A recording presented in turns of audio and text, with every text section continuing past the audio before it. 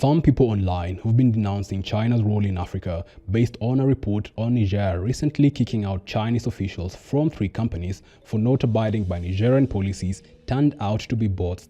That's according to ex-user and West Africa history buff Tommy Miles, who unearthed what seems to be a large-scale digital operation to discredit China in Africa. Several accounts claim to be Ghanaians, but put out the exact same posts, word for word, leading many to suspect an anti-China bot farm. But who runs it? Miles believes it is a US operation. Let's look at why that might be the case. China's unprecedented economic rise in 46 years has allowed it to become an alternative source of trade and loans, away from the shackles of Western institutions like the International Monetary Fund, which perpetuate poverty with expensive loans. While the West has little to show for decades of loans to African countries, Africa-China cooperation has yielded infrastructure improvements, such as about 100,000 kilometers of roads and over 10,000 kilometers of rail built in 25 years.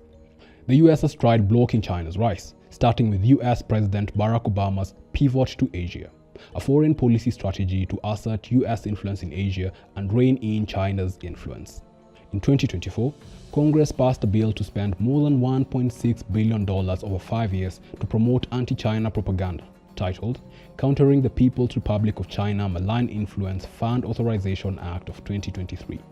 Back in 2021, Zimbabwean outlet The Herald reported that the US Embassy funded an alleged investigative journalism center called the Institute for Development Trust.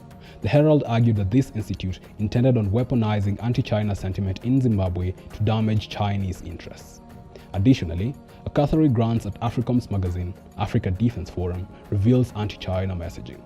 Given the United States' indignation at China, we wonder why that scrutiny is not applied to France and the United Kingdom's well-documented exploitation.